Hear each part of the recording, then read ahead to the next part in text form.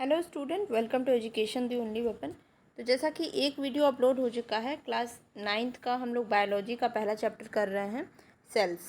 ठीक है, यानी कि कोशिका जीवन की आधारभूत इकाई। इसमें हमने अभी तक यहाँ तक कंप्लीट कर लिया था, मतलब इंट्रोडक्शन थोड़ा बहुत देखा था। अब हम आगे का देखते हैं। तो क्या बोलता है, अगला हेडिंग देखते हैं। कोशिकाओं में विविधता। विविधता से क्या मतलब है? डाइवर्सिटी, अलग अलग। ऐसा नहीं है कि प्रत्येक चाहे पादप हो, यानी चाहे प्लांट हो, चाहे एनिमल हो, चाहे छोटा जीव हो, चाहे बड़ा जीव हो, चाहे वो रेप्टाइल्स हो, एम्फीबियंस हो, मतलब चाहे वो पानी में रहने वाला जानवर हो, चाहे ज़मीन में रहने वाला जानवर हो, सभी में एक तरह की कोशिका तो पाई नहीं जाती है। और मनुष्यों में भी जो कोशिका है, हमारे शरीर में जो कोशिका पाई जाती है, हमारे डिफरेंट डिफरेंट आर्गन्स में भी डिफरेंट डिफरेंट टाइप की कोशिका पाई जाती है। तो कोशिकाओं में क्या विविधता है, उनका डिफ्रेंशिएशन क्या है भाई, डाइवर्सिटी क्या है, वो हम यहाँ पे देखेंगे। क्या बोल रहा है कि जीवों की जो कोशिकाएं हैं, उनके रूप, यानी कि वो दिखने में कैसा है, आकार यानी छोटा है या बड़ा है, और नंबर्स एक है या फिर कई है, इनके आधार पे काफ़ी विभिन्नताएं होती हैं। यानी तीन बेस बताया है, शेप, साइज और नंबर के आधार पे जो है कोशिकाओं का क्या होता है, बहुत भिन्नता होती है। ठीक है, वेट,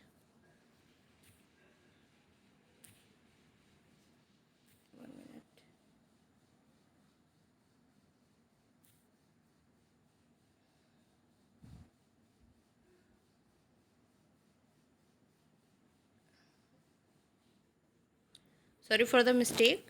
हाँ, तो हम क्या बोल रहे थे कि कोशिकाओं में जो है शेप, साइज और नंबर के आधार पे बहुत भिन्नता होती है। आप यदि चित्र 1.1 को देखेंगे तो विभिन्न प्रकार के आपको कोशिकाएं दिखेंगी। चलिए देख लेते हैं एक बार चित्र को। तो ये हमारा 1.1 का डायग्राम है बहुत सारा। यहाँ देखिए, ये क्लेमाइडोमोनास है, ये आपका क्लेमाइडोमोनास है, ये आपकी बैक्टीरिया है, जो कि एक माइक्रोस्कोपिक जीव होते हैं, सूक्ष्म जीव होते हैं, हमें बेयर आँखों से नहीं दिखेंगे। ये ल्यूकोसाइट का है। ये हमारे बॉडी का नर्वस सेल है, नर्वस सिस्टम का जो कोशिका होता है, न्यूरॉन्स, वो है। फिर ये फैट के सेल्स हैं, ये आपकी लीवर की सेल है। तो देखिए, हर तरह का जीवों में भी अलग सेल है। फिर हमारे बॉडी के अलग अलग आर्गन जो अंग है हमारी बॉडी में, जैसे लीवर, हमारे पेट के यकृत, जो हमारा डाइजेशन सिस्टम का सबसे बड़ा, जो हमारे बॉडी का जो ग्रंथ होता है यकृत, उसका अलग सेल होता है। हमारे न्यूरॉन्स अलग सेल्स, उसमें अलग टाइप का सेल है। तो सेल्स का कितना ज़्यादा वेरिएशन है उनके शेप, साइज में और नंबर में। ठीक है, ये हमने डायग्राम को देखा। अब हम देखते हैं, आगे पढ़ते हैं। कोशिकाएं लगभग अलग अलग आकार की होती हैं, और ये अगर छोटे से छोटे की बात करें तो वो 0.1 माइक्रोमीटर की हो सकती हैं, और बड़े से बड़े की बात करें तो 170 इंटू 135 मिलीमीटर की हो सकती हैं। यानी कि सबसे छोटी की बात करें तो प्ल्यूरो न्यूमोनिया में बहुत ही छोटी जो है कोशिका की साइज होती है। और सबसे बड़ी की बात करें अभी तक ज्ञात जो कोशिकाएं हैं, उसमें ऑस्ट्रिच का जो अंडा होता है, शुतुरमुर्ग का जो अंडा होता है, उसकी साइज बहुत ज़्यादा होती है। यानी कि, और बैक्टीरिया के सेल की बात करें तो 1 माइक्रोमीटर से लेकर 10 माइक्रोमीटर डायमीटर तक की हो सकती है, व्यास तक की हो सकती है। और नर्व सेल का जो आकार होता है 1 मीटर से अधिक भी। मतलब आप देख सकते हैं कि कुछ एक डॉट के बराबर कोशिका है तो कुछ इतनी बड़ी कोशिका है। अगर लंबाई की बात करें तो कुछ इतनी छोटी है तो कुछ इतनी बड़ी है। यानी इनके शेप, साइज और लंबाई में बहुत ही ज़्यादा क्या है, डिफ्रेंशिएशन है, बहुत ही ज़्यादा वेरिएशन है। तंत्रिका कोशिका हमारे शरीर की, यानी मानव शरीर की सबसे बड़ी कोशिका, जो हमने अभी स्टार लाइक स्ट्रक्चर में इस तरह से देखा था, इस तरह से, वो हमारे बॉडी की सबसे बड़ी कोशिका होती है। ठीक है, आगे देखते हैं। जैसा कि चित्र से स्पष्ट है, कोशिकाएं विभिन्न रूपों में होती हैं। कुछ जीवों का शरीर सिर्फ एक कोशिका का। अब बताइए, अभी तक तो हमने देखा कि कोशिका अलग अलग तरह की होती हैं शेप, साइज में। अब हम देख रहे हैं कि कुछ जीव जो होते हैं, कुछ जो जानवर होते हैं, जो जीव होते हैं, वो केवल एक ही सेल के बने होते हैं, जबकि कुछ जीव जो होते हैं कई सेल के बने रहते हैं। ठीक है, कई सारे सेल्स के बने रहते हैं। जो एक सेल का जीव होता है उसको हम बोलते हैं यूनिसेलुलर, और जो कई सेल के जीव होते हैं उनको हम क्या बोलते हैं बच्चों? उनको हम बोलते हैं मल्टी सेलुलर, यानी बहुकोशिकी। और जो एक सेल से बना होता है उसको हम बोलते हैं एक कोशिकी। जो कई सेल का बना होता है उसको हम बोलते हैं बहुकोशिकी। ठीक है,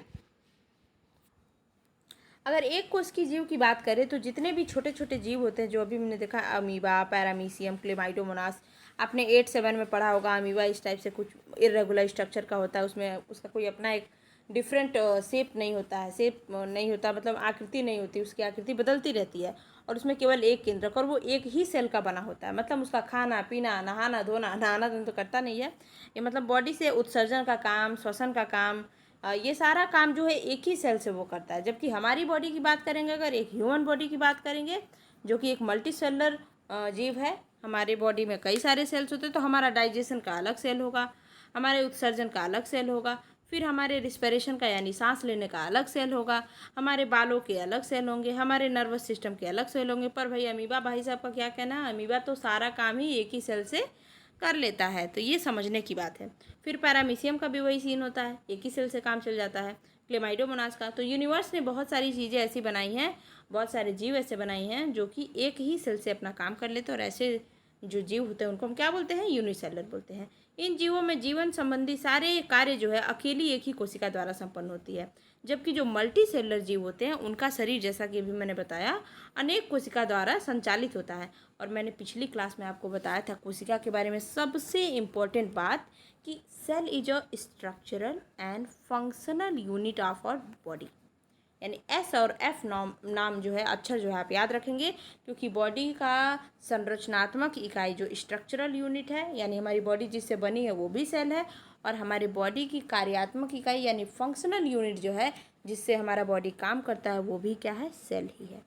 तो this is very important point about sales.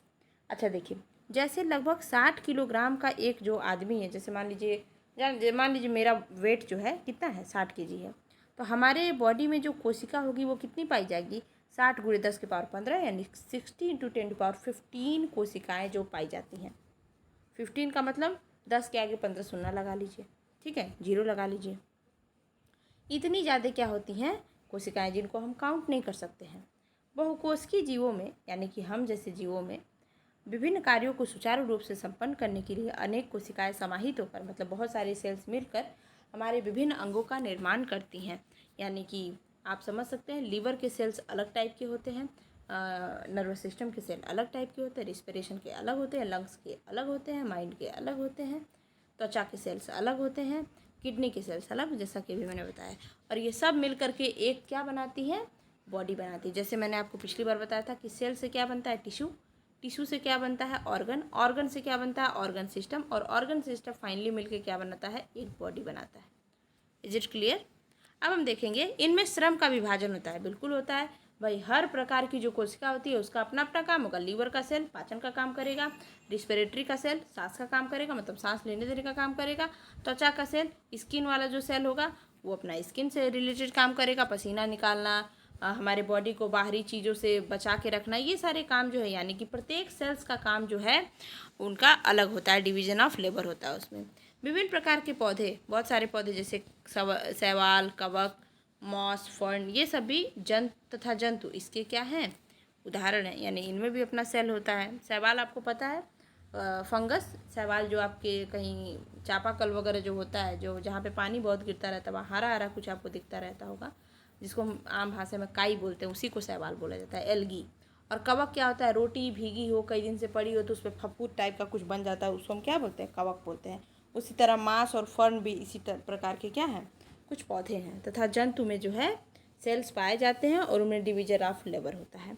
बहुकोशिकीय जीवों का जो विकास की बात करें तो एक कोशिका से ही भाई बहुकोशिका बनता है, यानी एक कोशिका से ही कोशिका विभाजन द्वारा जो है बहुकोशिकीय बनता है। अब इसका बात में इसको डिटेल में समझिए। देखिए, जस्ट सपोज एक सेल है, ये सेल हुआ हमारा, और सबसे ज़रूरी क्या है सेल के जिंदा रहने के लिए, सेल से और सेल बनने के लिए जो है, बनने के लिए सबसे ज़रूरी है केंद्रक, यानी कि न्यूक्लियस।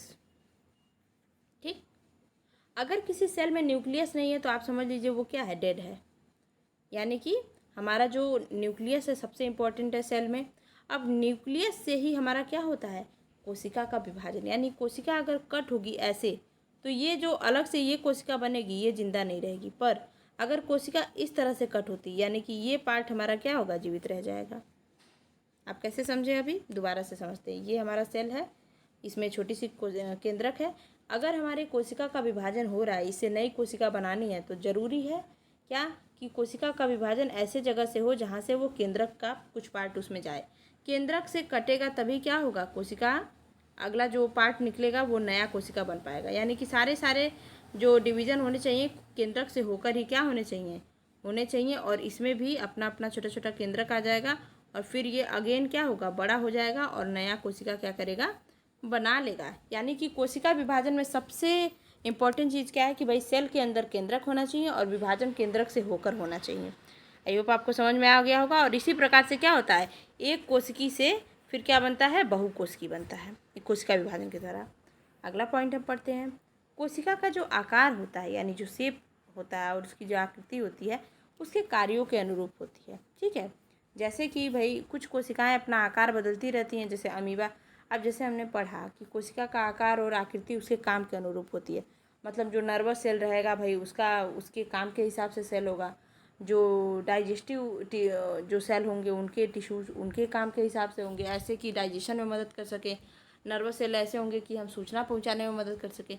तो भाई ऐसा है कि मानव में तो और जो मल्टी सेलुलर जो जीव हैं उनमें तो अलग अलग कोशिका होती है, पर अमीबा बेचारा क्या करे, अमीबा को तो एक ही कोशिका मिली है, इसलिए वो क्या कर लेता है, वो रूपे चेंज कर लेता है, अपना वो आकार चेंज कर लेता है, आकृति चेंज कर लेता है। क्यों, ताकि वो आकार और आकृति चेंज करके जब उसको जो चीज़ की ज़रूरत है उस हिसाब से बन जाएगा। अगर उसको डाइजेशन की ज़रूरत है तो वो ऐसा अपना चेंज कर लेगा, रूप आकृति ऐसा चेंज कर लेगा ताकि उसको डाइजेशन में हेल्प हो जाए।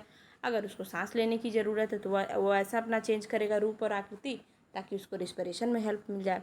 अगर उसको उत्सर्जन करना है तो वो ऐसा अपना बॉडी चेंज कर अपना सेल्स का आकृति और आकार चेंज करेगा, शेप और साइज, ताकि वो उसके लिए हेल्पफुल हो जाए। यानी काम ये सारा हमारी तरह ही करता है, पर ये एक ही कोशिका से सारा काम कर लेता है ना। जैसे हमारी मम्मी लोग होती हैं एकदम मल्टी टैलेंटेड, हर टाइम एनी टाइम अवेलेबल हो जाती हैं, उसी तरह हमारा अमीबा भाई होता है। क्या होता है, अमीबा के अंदर एक ही सेल होता है और वो एक ही सेल से चलना फिरना, उत्सर्जन, रिस्पिरेशन, डाइजेशन सब कर लेता है। कैसे कर लेता है, तो अपने शेप और साइज को क्या करके, चेंज करके। अब देखिए हमारे शरीर में जो हमारा ब्लड होता है उसमें ब्लड में हम सेल्स पढ़ेंगे अभी आगे, तो उसमें आरबीसी, डब्ल्यूबीसी ये सब होगा। तो डब्ल्यूबीसी जो होता है हमारे रुधिर में, रुधिर को, ब्लड को हिंदी में रुधिर बोलते हैं। तो रुधिर में मौजूद जो श्वेत रक्त कणिकाएँ, श्वेत रक्त जो सेल होते हैं जिनको वाइट ब्लड सेल शॉर्ट में डब्ल्यूबीसी कहते हैं, इनको हम बोलते हैं ल्यूकोसाइट। क्या बोलते हैं, ल्यूकोसाइट। ये भी अपना रूप बदलती रहती हैं, जस्ट लाइक अमीबा, ये भी अपना रूप क्या करती हैं, बदलती रहती थी। हमको ये भी याद रखना है कि भाई खाली अमीबा के अंदर एक क्वालिटी नहीं होता है रूप चेंज करने का, हमारे बॉडी में भी एक डब्ल्यूबीसी है जो क्या करता है, बाहरी जितने भी जीवाणु आते हैं, बाहर से जितने भी आते हैं हमारी बॉडी में, टॉक्सिन्स जितने भी घुस जाते हैं। आपको पता है कि जब हम खुले इन्वायरमेंट में हैं तो आप अपनी नग्न आँखों से बहुत सारे बैक्टीरिया, वायरस नहीं देख सकते हैं। If you use a microscope then you see कि आपके हैंड में, आपके हाथ में पता नहीं कितने बैक्टीरिया होंगे जिनको आप देख नहीं पाते हैं, और वो डेली डेली आपके शरीर में जाते रहते। तो आप कैसे बचते हैं, इसी डब्ल्यूबीसी के कारण, क्योंकि ये आपके शरीर को तमाम प्रकार के रोगाणुओं से, बैक्टीरिया, वायरस से क्या करता है, बचा कर रखता है, प्रोटेक्ट करता है। और जिनका डब्ल्यूबीसी स्ट्रांग रहता है, काउंटिंग अच्छी रहती है, उसको बोला जाता है कि भाई इस इंसान का इम्यून सिस्टम बहुत ही अच्छा है। तो भाई डब्ल्यूबीसी के अंदर क्या कैरेक्टर है कि ये अपना भी रूप क्या कर लेता है, चेंज कर लेता है अकॉर्डिंग टू सिचुएशन। बात करें तंत्रिका कोशिका की, तो तंत्रिका कोशिका का आकार बहुत पतला, लंबे तार की तरह। अभी हमने देखा था तंत्रिका कोशिका, एक बार और देख लेते हैं। This is our nerve cell, ये पतला तार की तरह है, और यहाँ स्टार बना है, ये पतला तार की तरह है। ठीक है,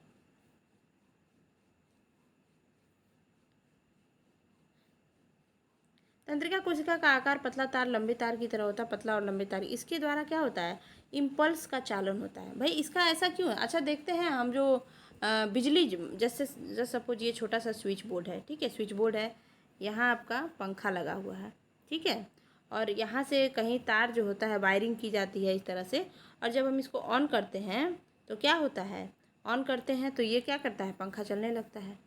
तो ये तार के ऑन करते ही क्या होता है, तार से जो करंट जो है फ्लो करके यहाँ जाती है, फिर ऑफ कर देते तो करंट वापस चली जाती है और पंखा रुक जाता है। जस्ट लाइक दैट हमारी बॉडी में जब कुछ होता है हरकत, जैसे हमें कोई टच करे, हमको मान लीजिए चींटी काट ले, अब मान लीजिए आपके यहाँ पैर में चींटी काटी और फटाक से आपके दिमाग में कहाँ से पहुँच जाता है बात कि भाई चींटी काटी है जल्दी से, और हमारा नज़र तुरंत वहाँ चला जाता है। आपको थोड़ा सा कोई टच करे, थोड़ा सा हवा से भी टच होता है, बॉडी थोड़ा सा भी ठंडी हवा लगती है तो भी हमको पता है कि हमको ठंडी लग रहा है। पानी से टच होता है तो हमको लगता है, हमको तुरंत पता चलता है कि भाई पानी से टच हुआ है। तो ये कैसे होता है? क्योंकि जैसे ही हमारी बॉडी में कोई हरकत होती है तो हमारे सर से लेकर पैर तक पहुंची हुई जो नर्वस सिस्टम होती है वो फटाक से हमारी बॉडी को एक मैसेज देती है एक लंबी तार कोशिका के माध्यम से, और हमको पता चल जाता है कि हाँ हमारी बॉडी में क्या हो रहा है। ठीक है, तो उसी तरह से जिस तरह से बिजली का चालन होता है ठीक तो उसी तरह से इम्पल्सेस का चालन होता है इस पतली और लंबी तारनुमा तंत्रिका कोशिका के द्वारा हमारी बॉडी में। जैसे बिजली का चालन तारों द्वारा होता है ठीक उसी तरह आवेग का चालन हमारे बॉडी में होता है। ठीक है, कुछ जीवों में कोशिका का आकार लगभग स्थिर रहता है।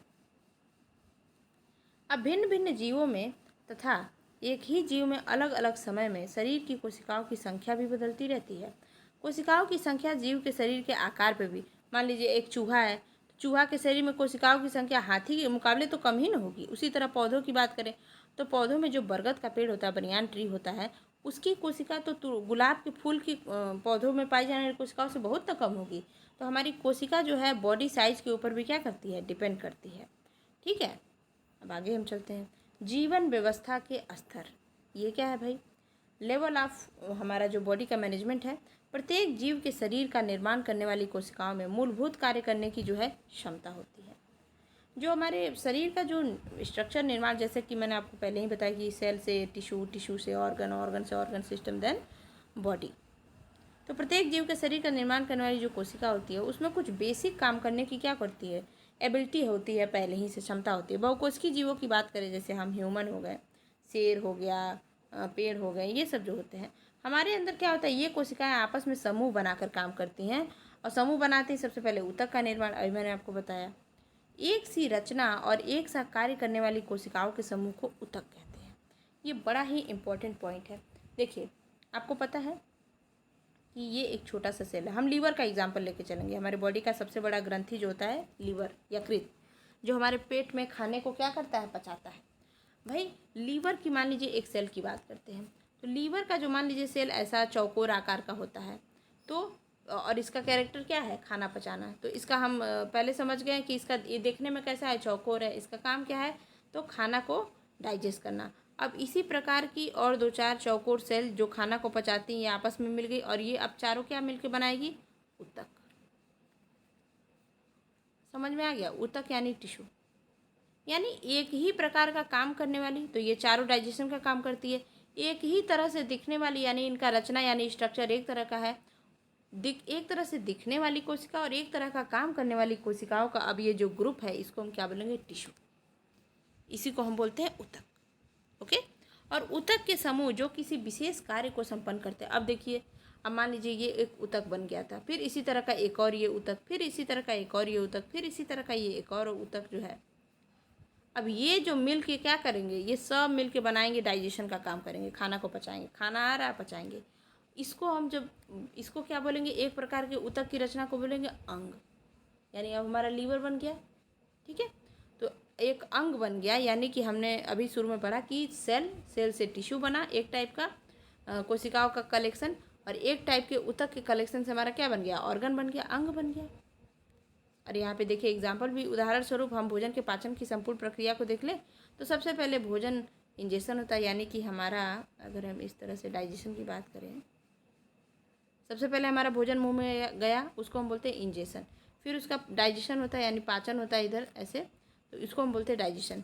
फिर हमारा भोजन क्या होता है, एब्जॉर्ब होता है, यानी कि अवशोषित होता है। फिर हमारा भोजन क्या होता है, एसिमिलेट होता है, स्वांगीकरण होता है। और स्वांगीकरण होता है, बॉडी में एनर्जी के रूप में जाता है।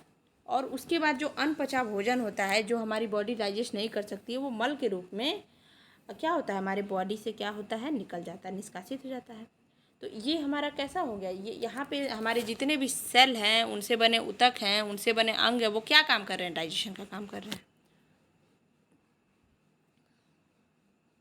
प्रत्येक कार्य अलग अलग पाचक अंगों द्वारा हो रहा है। यानी कि मुख का काम है भोजन को चबाना। अमाशय का काम है भोजन को एसिडिक बनाना। फिर आंत का काम है क्या, कि भोजन का 50% डाइजेशन कर देना। फिर यकृत का काम है डिफरेंट डिफरेंट टाइप का एंजाइम देना, ताकि हमारा भोजन का डिफरेंट पार्ट, कार्बोहाइड्रेट है तो फैट है तो विटामिन है तो मिनरल है, इन सबको अलग अलग एंजाइम द्वारा पचाना।